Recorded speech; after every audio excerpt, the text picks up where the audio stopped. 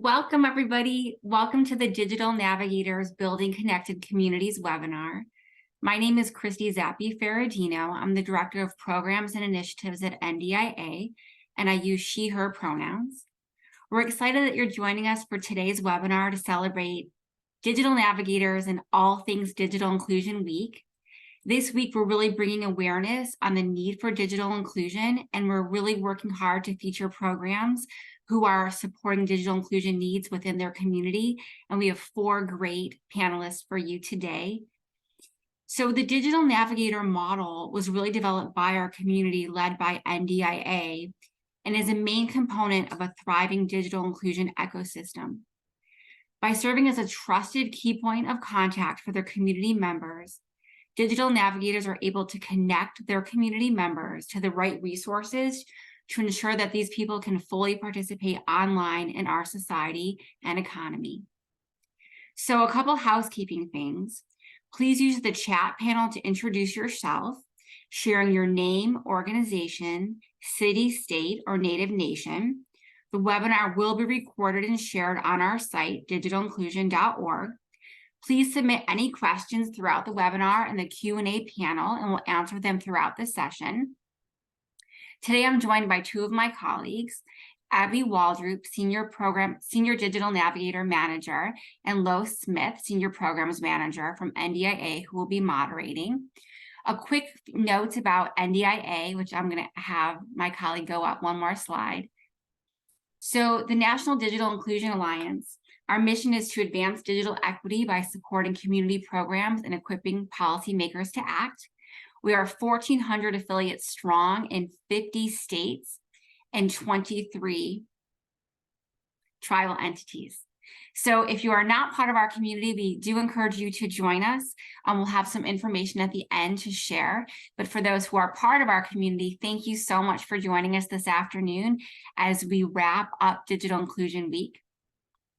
Another thing that I wanted to share is we have a wealth of resources at digitalinclusion.org/DN for Digital Navigators. Apologies, Abby. There is a new webinar that we just did on Digital Navigators 101, which walks you through the steps of Digital Navigator programs with resources and information on how to get started. And there's a variety of resources that were developed by our community that you have full access to. Everything is open source. The last thing I want to address as we get ready to launch the webinar and invite our panelists to talk is Digital Inclusion Week. So there's a variety of resources on our website, tons and tons of events, tons of toolkits and resources, lots of opportunity for you to promote the work that you are doing as part of Digital Inclusion Week. I encourage you to go ahead and take a look at that site and those pages if you have not already. If you have any questions, please do reach out and let us know. So with that, I'm going to introduce our panelists.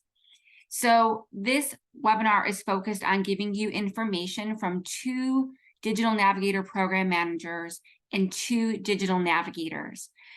So the first person that we have is Carolyn Bennett-Glauda, who's from the Southeastern New York Library Resources Council. The second program manager is Mikhail Sundust from Digital Connect in Gila River. The third is Emily Corliss, who's a digital navigator from Denver Public Library. And our 4th panelist is Sarah Radcliffe from Computer Reach, also a digital navigator.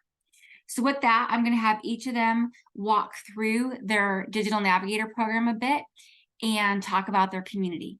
So with that, Carolyn, I'd love to say hello and have you talk about your community. Thanks, Christy. Hi, I'm Carolyn. I appreciate the warm welcome, and it's good to see you all. I guess if anyone is having trouble hearing me or seeing me, just flag me, but otherwise I trust that you can hear me. So my pronouns are she, hers, and I work at Southeastern New York Library Resources Council, which is a multi-type library organization in the Hudson Valley, New York. So as you can see on the map, we are in the midpoint between Albany and New York City in the beautiful Hudson Valley, experiencing its peak fall season right now. So our program started in January 2022 via an ARPA grant that we applied for, and we were given money from the state library to implement programs that would help with digital equity. And we chose in our region to do digital navigators because we felt like we could piggyback on the experience that our librarians were already having with the kinds of questions they were getting from their library patrons. So we implemented that program in January 2022 and ran it through March 2023 until we exhausted the funds and submitted our report. And I am really excited to say that we are about to restart the program again in its formal form in a couple of weeks. And in total, we trained 105 digital navigators who were 95% working in public libraries with a few community-based organizations as well. And all of our navigators that were in the program that I managed worked at their own systems. Like we didn't, at their own organizations, we didn't have any staff members that I was directly responsible for. So we sort of had this wide range of digital navigators spread throughout the entire valley, and we manage them under one program using training from NDIA and regular meetings via Zoom. So that's our program in a nutshell, and I'm gonna pass it on to the next person.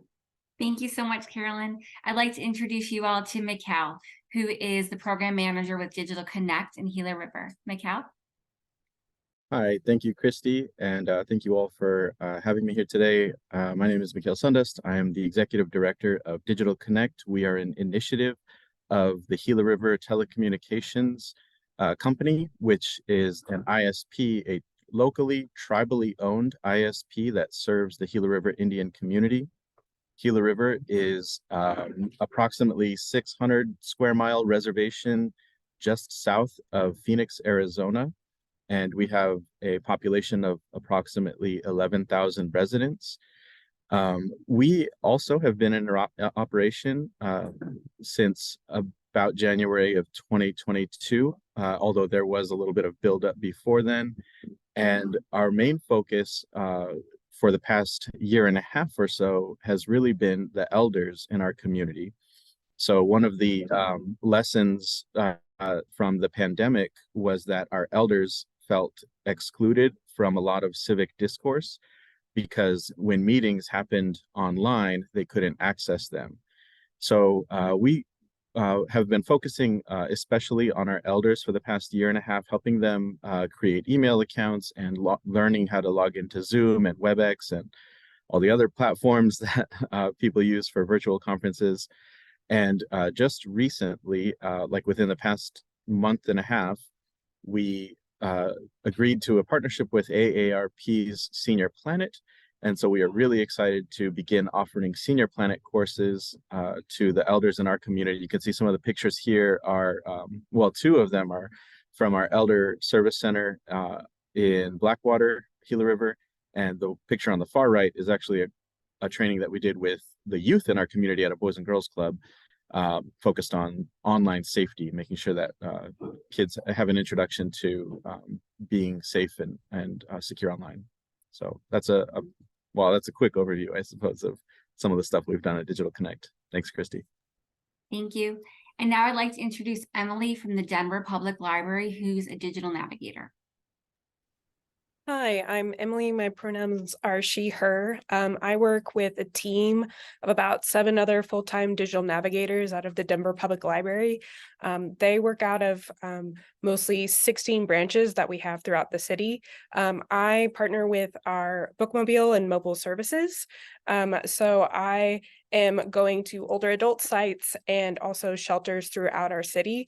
Often these Denver residents are residents that have barriers where they wouldn't be able to make it to a library. So I try and meet them where they're at these bookmobile sites. As you can see from my photos, oftentimes I'm meeting with residents outside or in community spaces, which present its own set of barriers. And I am trying to bring basically the tech help and services that these residents would be able to get at a branch library to where they live. Yeah. Thank you, Emily. And I'd like to also introduce our fourth panelist, Sarah, who's a digital navigator with Computer Reach. Hi, everybody. Thank you so much for coming. Thanks for allowing me to be a part of this. I'm Sarah Radcliffe. I'm the digital navigator for Computer Reach. Computer Reach is based in Pittsburgh, Pennsylvania, which is southwestern Pennsylvania. Computer Reach started a long time ago, and we were mostly just a tech refurbisher, and kind of my executive director, Dave, who is here, was working out of his garage. And then in 2020, they started their first digital navigator pilot project with just my executive director and program manager. They were able to expand. We now have 2 digital navigators, and I was specifically hired for the rural grant to be a part of Washington County. And so I have some pictures of Washington County. As you can see from my little map, we're kind of on the edge of Pennsylvania, close to Ohio and West Virginia. So a super rural area. I also have like a really old map where you can kind of see that the town of Washington is pretty populated, but most of the outskirts of Washington are oil rigs and coal mines, and it's a very rural area. So that's kind of the population that I'm covering. I also have a picture of Washington or Jefferson College, which is where I went to college. So I've been living in this area for quite a while, which I've found has been pretty important to my job. And then obviously at Net Inclusion, I talked about the Whiskey Rebellion. If you give me an opportunity to talk about Washington County, I will simply tell you about the Whiskey Rebellion. We're very proud of it. We have a festival every year. It's like a huge piece of Washington lore. But that's really all I've got. So thanks so much for listening to us. Thank you, Sarah. And now I'd like to introduce Lo Smith, who is going to do some Q&A with Emily and Sarah, our digital navigators, followed by Abby, who's going to do Q&A with our program managers of DM programs, Mikkel and Carolyn. So with that, Lo, I turn it to you. Hey y'all, I'm Lo Smith. I'm a senior programs manager at NDIA, and I am here to chat with y'all about some digital navigator stuff. I am really stoked. Also, Sarah, I absolutely wish I could have snuck in a question about the Whiskey Rebellion. I still might. Apologies to everybody here who wants to learn about digital navigators. We're getting deep into PA history. On that note, I'm going to start us off by first asking, because we're here and we're talking about digital navigators, I'll start with Sarah, and then to hand it off to Emily. But Sarah, how do you describe what you do as a digital navigator when you're working with community members? How do you describe it to the community members? And then sort of how would you describe it to us? So with community members, I kind of always talk about like it's in the name. Like I'm here to help you navigate digital spaces. Like I'm the person who you can come to if you're confused about your email, or you need help getting on a telehealth call, or you just want to learn more about Zoom, or you have never used a computer before and you just need somebody to walk you through that and support you through that. You know, I'm here to navigate that for you. I'm here to be your support person. We often describe the role of a digital navigator as 20% tech support and 80% social work. I always kind of emphasize that like I'm here for you. It doesn't matter what your needs are with this device or what digital skills you do or don't have. I'm here to kind of be that solution for you. And so for you guys, it would be a bit more detailed, but still similar. You know, I'm here to advocate for my end users. I'm here to kind of be the support system that like a Geek Squad wouldn't be, or, you know, the people at Best Buy are not going to help you navigate getting government aid, stuff like that. Like I'm your backbone. I'm your person who you can turn to when you kind of don't think anybody else can help you. That's what I've got. Awesome. Emily, how do you describe what you do? And then I also am curious to hear if there are any big differences. In all honesty, it's much of what Sarah said, and we definitely have to give examples a lot because a lot of the people that we're interacting with might not know the possibilities that they can do with technology. So kind of being able to explain just like all the different facets, like it's like, okay, it can be as basic as I can help you connect your Bluetooth speaker to your phone, to even like more complex, like we can figure out the filing system on your computer or fill out a resume. I think it's a lot of like, we're interacting with people that might not know what technology can do for them. So it's a lot of explaining what we can do. And also, like she said, a lot of it is a person-to-person connection, being flexible in what you can offer them. So when they spark up and show interest in something, whether it be, oh, I want to tell you about the music that I like to listen to, and that can go down a rabbit hole that it kind of explores both an interest that they have and how technology can help them explore that interest. It is definitely a job where you need to be flexible. And it's a job where when I'm explaining it to other people and partners, it's a job where I can say yes a lot of time because I have built in that flexibility. I can show up places, and if I don't have the answer, I hopefully have resources where I can give the answer. Who can give the answer? I love the idea of a digital navigator as being a flexible enough role to say yes all the time. And I think you guys both really hit it on the head. I often, when people ask me what I do and I mention technology, they get a little cold. And then I say, I'm in the feeling side of technology. And I think we're in the feeling side of technology. So as digital navigators, one of the things that we often do, and full disclosure, when I say we, I have been a digital navigator and coordinated this. So I have a tendency to just group myself in with Emily and Sarah and always think about myself as somebody ready to support folks on the ground. So as digital navigators, we often are helping community members find that motivation and that goal and really achieve that goal. I would love to hear from both of y'all. What are some example goals that your community members have been working towards, especially if there is some that are really important to that community member where the rest of us may not have even thought of it? So Emily, I'm gonna go to you first, and then I want to hear from Sarah. Definitely. So because I'm often meeting residents that have limitations, a lot of times that have to do with mobility or transportation, one of the things that I often come across are people wanting to get connected to transportation apps or food delivery apps. So it is something where they've seen other people use them, but they don't quite know or feel comfortable with their device. There's also a level of confidence that you need to have and kind of trust that needs to be built up in using something like that. So it's definitely something that is a very common question and something that I do often.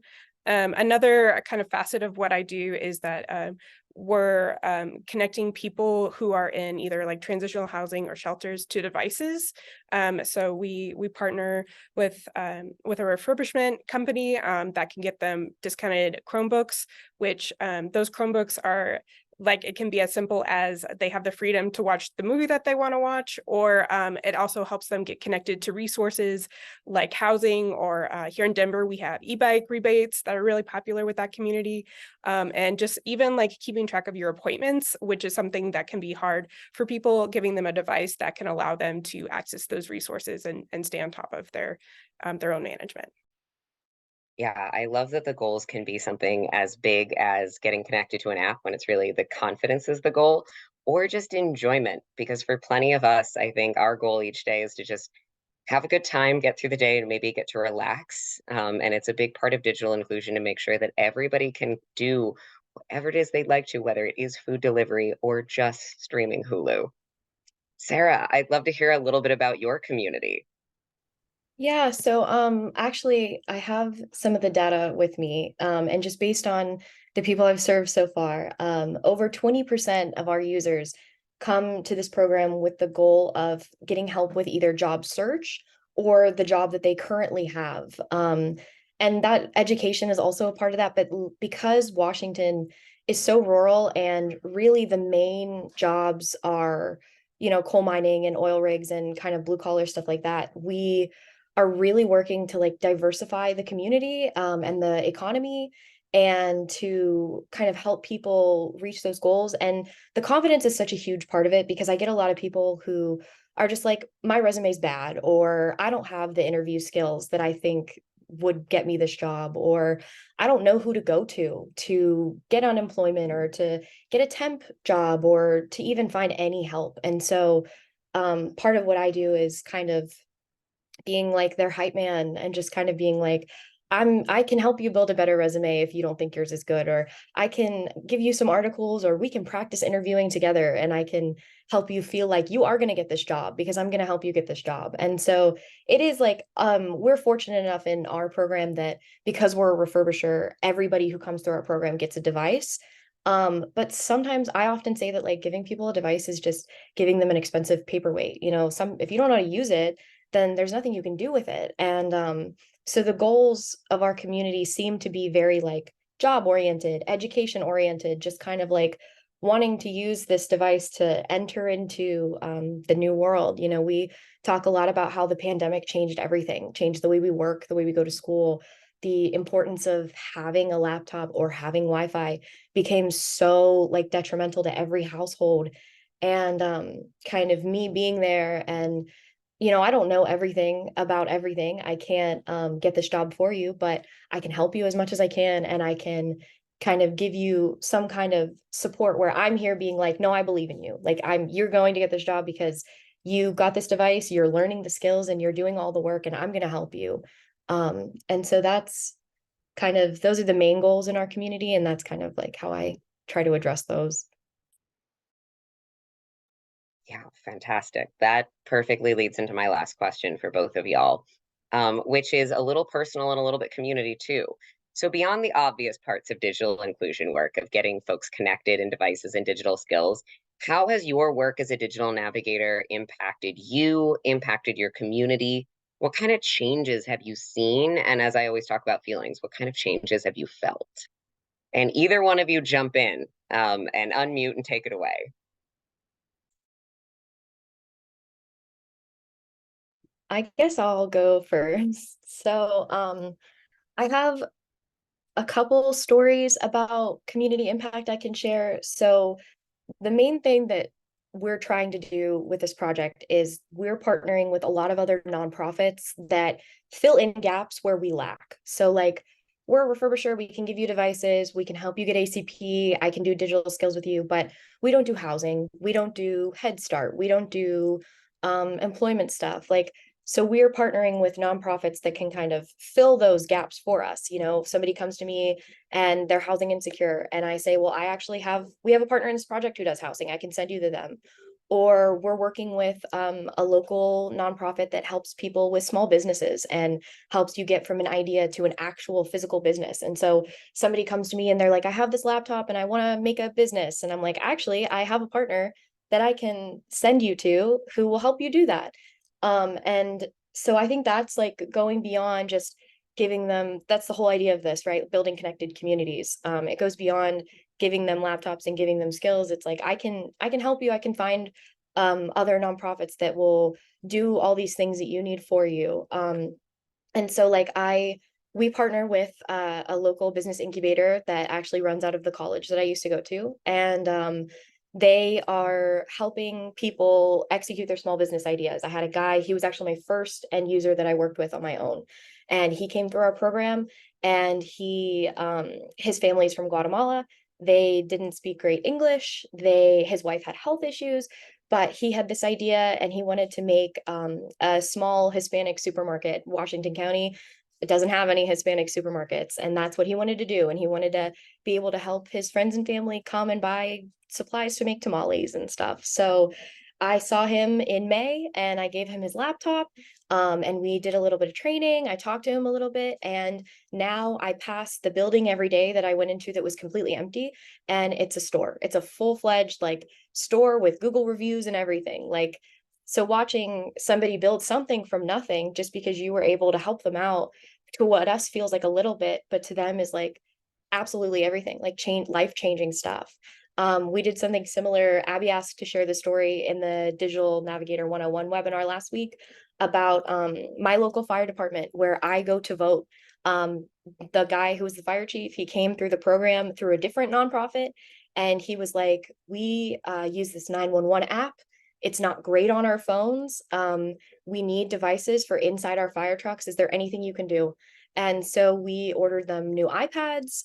We got them cases for their iPads, the ability to put them, mount them in their fire trucks. And so now my local fire department is able to make 911 calls quicker and serve our community better because we have that ability within our organization. And so it's just like things that to you think like referring somebody to a place that does free Head Start is not that big of a deal. But now that mother is able to work because she has guaranteed care for her kids, and it's free, or I can give somebody a device and they can start a business from nothing. Or I work with an elderly couple and the husband is working on his doctorate in theology so that he can open up his own church in town. And so like, it's things that go beyond devices and digital skills that maybe to us is like not that big of a deal, but to our end users and the people that I take care of, it's life-changing stuff. Amazing. Thank you, Sarah. All right, Emily, I know also you guys run such different programs, so I'm really curious to hear about the community impact and changes that you've seen in your community. Yeah, definitely. I think it is a little I come from a library background, but our interactions are as digital navigators are a little bit unique in the library sphere in that a lot of library interactions are like 5 to 10 minutes, but we get to meet with people for longer times, like for an hour or maybe on a weekly basis. So I think for me, what has changed is like the ability to create kind of like deeper and more long-lasting relationships that are kind of unique in our community at the library, which is just a great opportunity to truly connect. And I think that has allowed our community members a connection as well. A lot of the people that I reach are people who have been separated from their community and support group, whether that be through a housing situation or other barriers. So having someone who is consistently coming every 2 weeks and having that ongoing relationship that they can ask questions to, I think is it gives them a way to feel supported, and that they can and someone that they can trust. I think also they're people who might not necessarily have trust in institutions, and then having these ongoing relationships can help rebuild that trust, hopefully, not only in maybe institutions, but also in other ways that they can get connected, like technology. So not only am I hoping to build these relationships with them, I'm hopefully helping them feel confident in technology so that they can start making other connections with family members back home or, friends far away that they might not normally be connected to. So just kind of strengthening that community around them.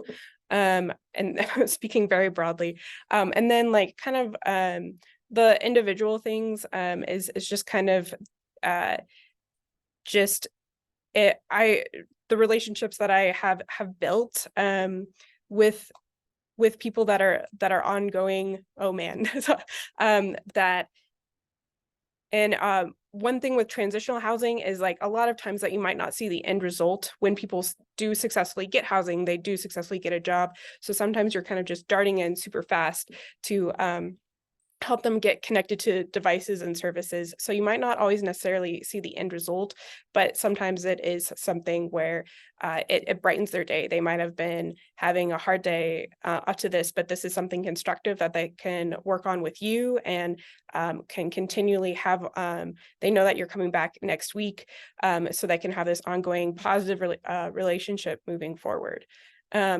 And then like looking at our older adult sites, I'm trying to think of someone that I work with. She had a hard time getting someone to show up for her wheelchair, repair her wheelchair.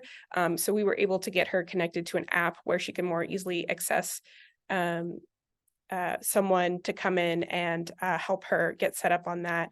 And a lot of those, so it's a lot of like kind of solutions for people that they weren't able to access before. Yeah.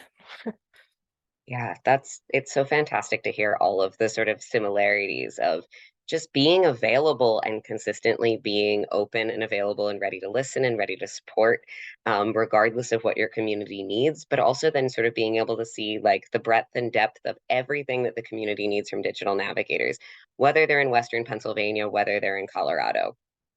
All right, I am about to hand it off to our other folks to hear from some of our program managers. So thank you guys so much, Emily and Sarah. We will be coming back to you during the Q&A because I'm sure folks are going to have questions for you. But at this point, Abby, let's ask the program manager some stuff. Yeah, let's do it. So as Lo said, we're going to come back to the digital navigators at the end. So if you have questions, make sure you get those in the Q&A, and we will get those later. But right now, we're going to talk to Carolyn and Mikhail, who you met at the beginning, and they are program managers from different digital navigator programs and those we just heard about. Just as a reminder, these are 4 different programs. So even though they're in different positions, they're also in different programs in different parts of the country. So my first question is related to Digital Inclusion Week. We are here to talk about building connected communities. That's what our theme is this week. And so when we're thinking about digital navigators building connected communities, my question is, how does your digital navigator program fit into that bigger picture of digital equity in your community? We'll start with you, Carolyn. Thanks, Abby. So I'll say when we started our digital navigator program, like we didn't know exactly what direction it was going to go in. We had a lot of data about how much broadband connectivity there was in the region. And so we saw that we were pretty well connected, but what we didn't have data on was, did people know what to do with their connections? And that's a lot of what we found out, was that even though you had access to broadband, you didn't necessarily know the best way to connect that, like to use that access, and people didn't know where to find what they needed. And if they had a device, really that was the biggest thing that we found, is people didn't know what to do with the devices once they had them. And our digital navigators have been filling a niche that I don't think is being filled by other organizations. I think might have been Emily who was saying this, like, you can't always go to the Genius Bar or the Best Buy Geek Squad. Like, there's little questions that come up that really improve the quality of your life once you get them answered. And I feel like that was the piece that we were filling in, because the digital navigators were just so approachable. That we made it very clear, like, this is the person who can help you with your tech needs. And when people didn't necessarily know to ask, like, how do I get better broadband? How do I get better devices? But they did know, like, this thing is beeping and I don't know how to make it stop. Or like, I keep getting, my granddaughter wants to FaceTime me, but I don't know how to answer the call. So there were a lot of those kinds of questions that we were able to answer, just to like make small incremental improvements. And I think the biggest thing was that we empowered the clients who met with the digital navigators to feel like they could make steps in using technology and integrating into their lives, and not be feeling like it, like, just that empowerment really made a huge difference. Thanks, Carolyn. What about you, Mikhail, in your community? Sorry about that. Yeah, so I really want to uplift what Sarah was talking about, because all of the examples she gave are beautiful examples of how to engage with the community. And one of the things that we're doing here in Gila River, like I said, for the past 1.5 years, we've really been focused on our elders in the community. And we're sort of shifting how we communicate to our clients what we do in the community, because it's really not about the technology. It's about whatever the goal is that our community member has.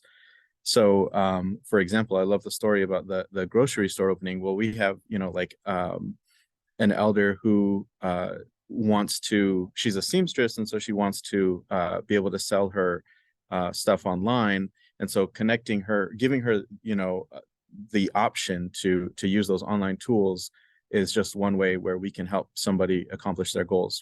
What I've been saying lately is that our mission is to help people improve their quality of life using modern technology as a tool. So it's really just a tool, and we're here to help facilitate those goals for people. Similar to what you said, Lo, it's really about helping people find confidence in themselves, and just enjoyment of whatever they're trying to do. So sometimes it's not quite as ambitious as starting a business, but it's just something like I want to, learn how to use YouTube so I can learn about a different topic that interests me. So those are the kind of things that we try to focus on with our digital skills trainings and our digital navigator program. Thank you. Those are both really, I think, helpful to illustrate how the digital navigator role is so important. And due to the nature of their work as digital navigators, we know that they are keyed into both the community's needs and the resources that are in that community, which is really crucial information if you are attempting to do some digital equity planning, which so many people are doing right now. So, and I know you both, unsurprisingly, have been approached or involved in digital equity planning at different levels, both with the states, and then I know Mikhail Gila River is also writing a digital equity plan for their community as well. So could you just tell us a little bit about your involvement in digital equity planning and maybe how digital navigators can support that work? Sure. Do you want me to go first? So yeah, two different ways, really, like you said. So working with the state of Arizona on their digital equity plan, I'm not like, I just want to like put a disclaimer. I've spoken with the folks who are doing that. I'm not directly involved in that process, but it's been really encouraging to see the progress that they've made in Arizona. They did a tour of the counties and listening sessions that were very I don't want to say informal. Well, yeah, I guess informal, like very just sort of organic conversations that they then can compile into some qualitative and quantitative data. And so that was really fun to be a part of.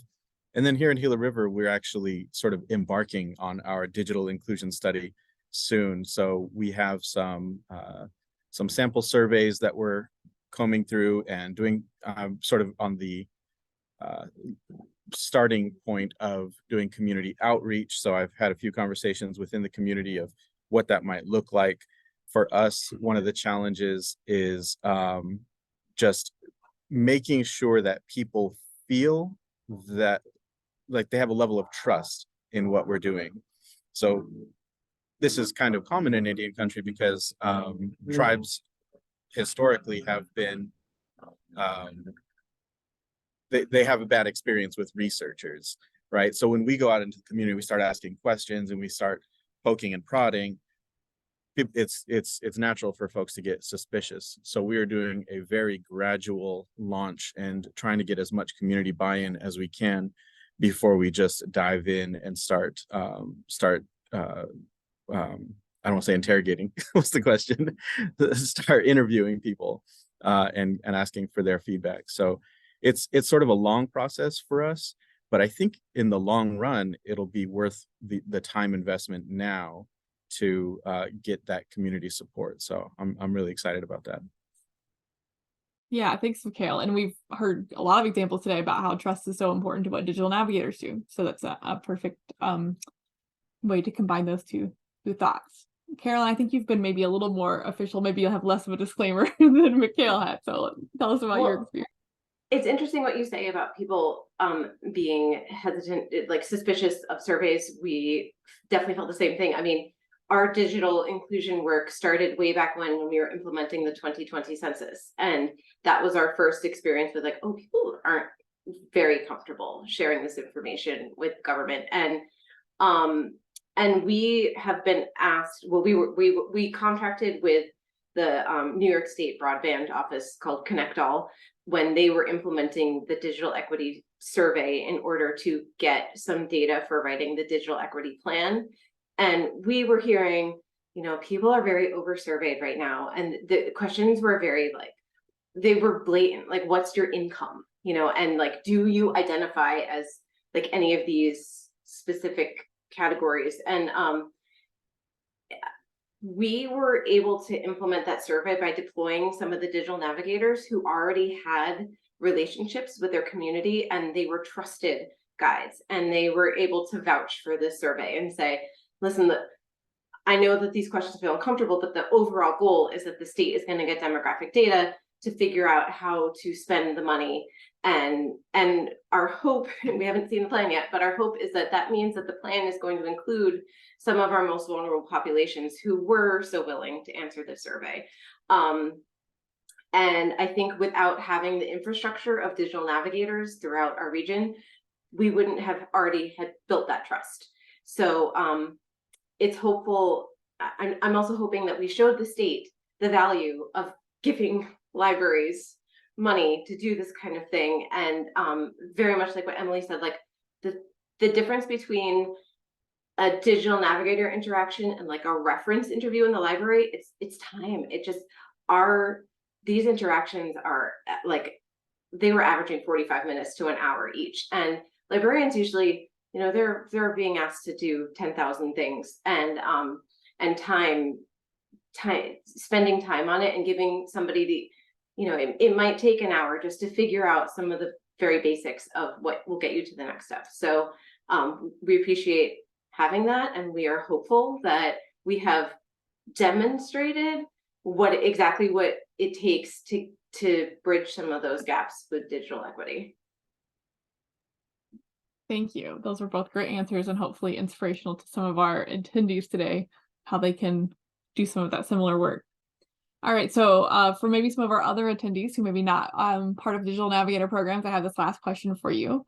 How would you recommend others approach Digital Navigator programs to establish partnerships? I'm sure there are a lot of people who think, oh, Digital Navigators are trusted. We would love to use that trust. Or also we have this great resource. We want to make sure people can get to it through the Digital Navigator. So how would you recommend making good partnerships with Digital Navigator programs for people who are not a part of those programs?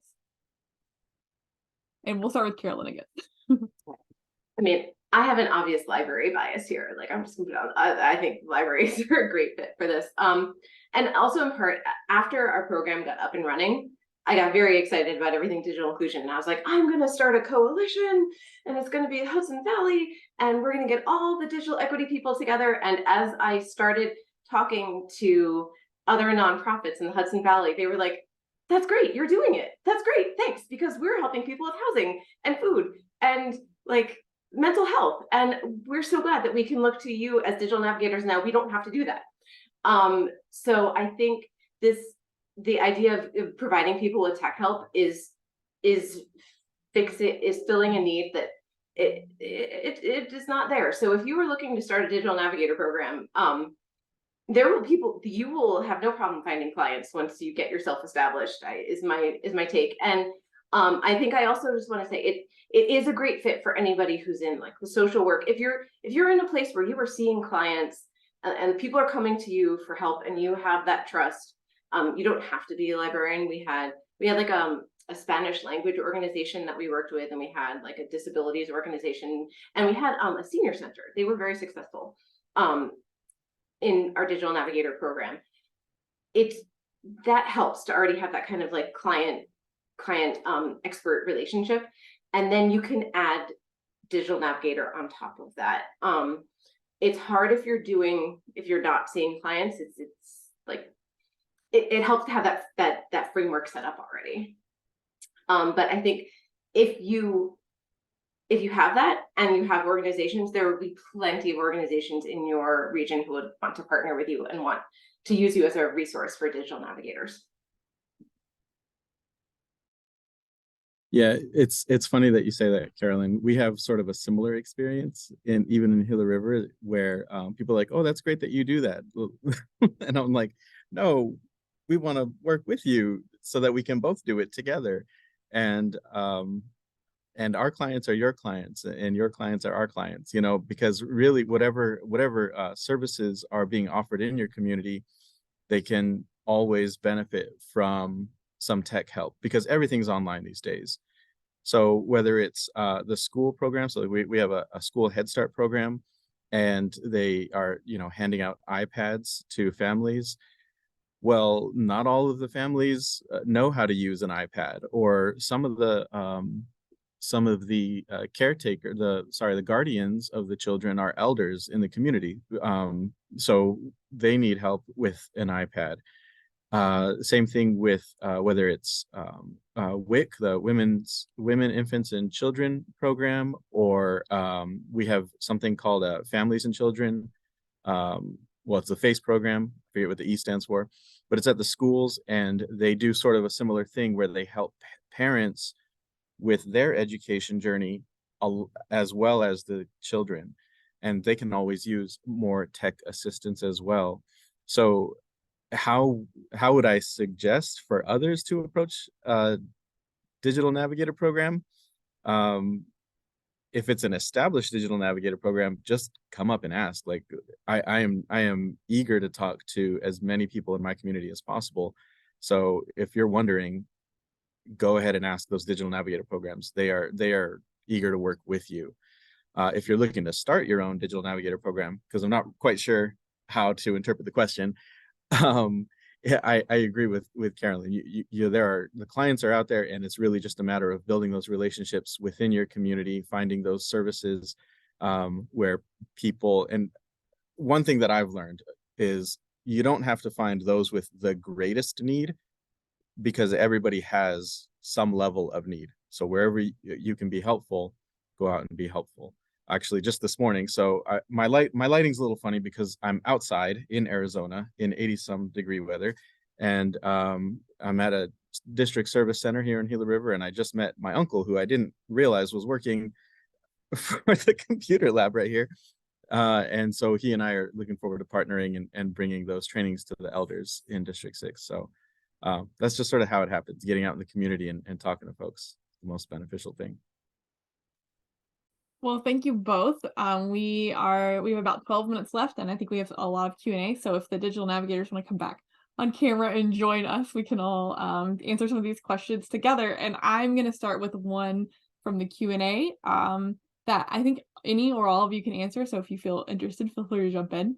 So Crystal says, I love that you guys are flexible and a one-stop shop. What are a few examples of your non-negotiables? And I think maybe she means things that you where you won't help people, or if there are any boundaries there, and how do you communicate that to your partners and end users?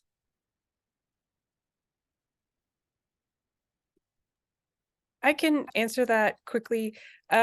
There's something nice about kind of coming from the library space, because there's rules at the library, so there's kind of an expectation that we might have boundaries as well.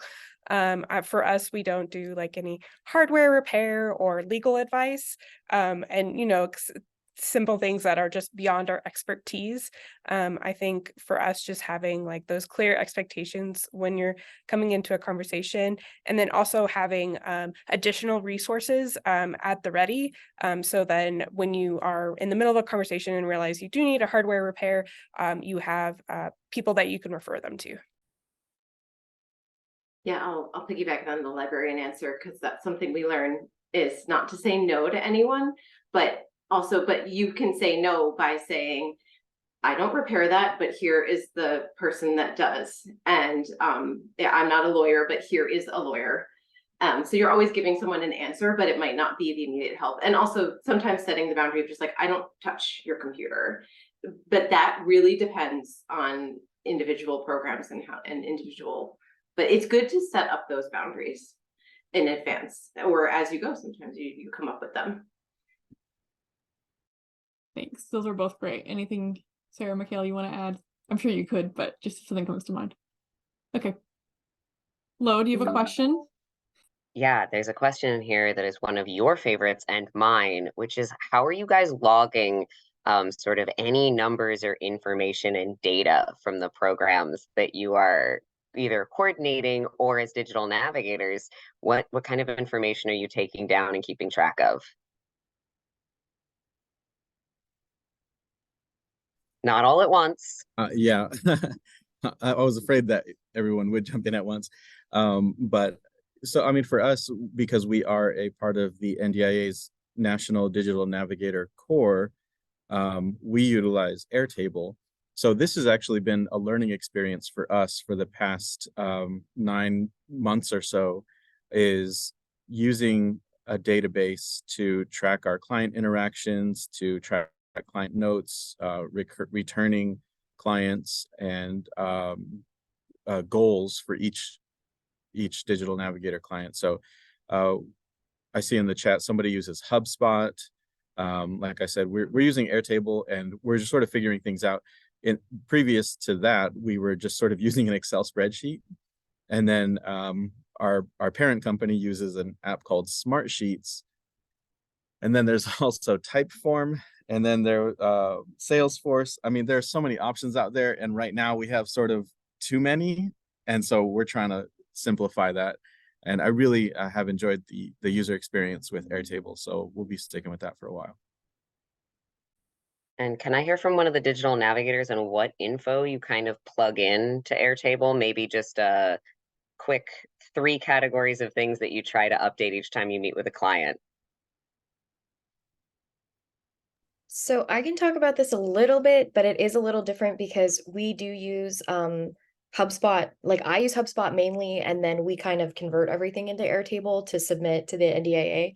And we kind of get in the habit of tracking everything. Like every interaction I have with an end user, whether it be an email, a text, or a call, I track all of those. Every session I have with them, we track all of those. Every form we give them, we keep track of. We just kind of try our best to be totally on top of everything so that like nothing slips through the cracks and nobody can kind of be like, hey, you know, she never called me to schedule and I have it logged that I called them 5 times and they didn't pick up, you know? So we try really hard, and also just for like our users to have a better experience. Like I know that this person has a younger daughter who's a younger adult who lives with her and can help her with immediate tech support. So I know if she calls, I don't have to get back to her right away. But then I know that this user lives alone. And so when he calls and needs a support session, like I know I need to get to him like quicker. And so we just kind of try to get into the habit of tracking absolutely everything we can. Awesome. Thanks. All right, Abby, what question are we answering next? I love that answer. Track everything and put it in 2 places.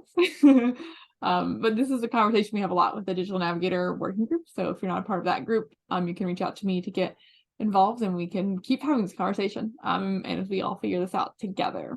I'm going to ask a question that I saw in the chat a minute ago. And so that is, what has been the most effective outreach for you? How do you reach people?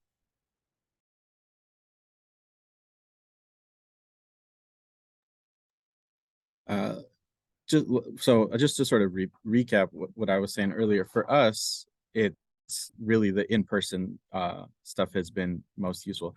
And in our community, each district has its own little sort of governing committee. And so we go to those meetings. So then they're usually like on a Monday evening until like 7 or 8 p.m. But that has been extremely useful for getting our name out there and just letting people know who we are. Of course, we also print flyers, which I know we're in the digital age, but part of the problem that we're trying to solve is folks not being online. And so they rely on print. And so we post them in our service centers, like on the bulletin boards, and let people know who we are and what we're doing. And then third is similar to the first one, but going to community events. So this is a good time of the year because we have like, you know, Halloween events and other family fall things. And then we've got the holidays coming up, and then we have our community gathering in the spring. So the next 4 or 5 months or so is going to be really busy with community events. And so it's just going out there and making our presence felt. And I've got to put a plug in too, because we're lucky enough to have enough funding that we hired a marketing company, and they were worth every penny to actually get a like professional looking logo and flyers and banners, and they wrote us a press release. And the big thing that we've learned from that we're going to implement in the new iteration is because we are in 50 different locations, we only had a website. Because we couldn't figure out how to do a phone number because there wasn't one place where you could call. But what's the point of having a service to help people who can't get online when all you have is a website? So we are now exploring getting a Google phone and like a phone number that we can share between. I feel like I didn't give enough credit to the fact that I'm working with a whole team. There's 3 other library systems who are our partners, and so one of our library system partners is working on getting us a digital, like a Google phone, so that we can have a phone number to hand out with our bookmarks and our flyers that we give out in locations. And we did everything in English and Spanish.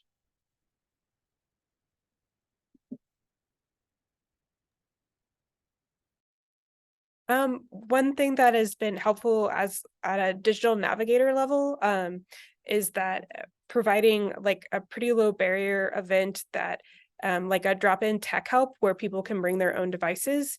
It's a relatively quicker interaction. So you might be able to build trust and build a connection quickly with a slightly larger number of people in a short period of time.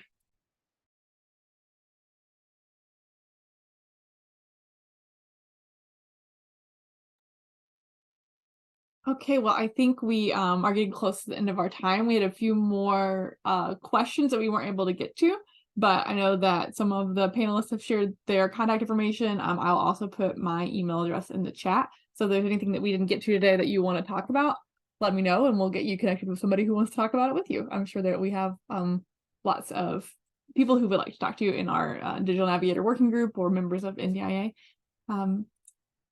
So Christy, do you want to wrap us up? I'd like to thank our panelists and our moderators. Thank you so much for sharing all this really valuable information. We plan to have more Digital Navigator webinars. So for the guests and community members with us today, please feel free to reach out with suggestions and more questions, and we'll make sure that you get what you need. So have a great Digital Inclusion Week, and we'll see you next time. Bye, everybody.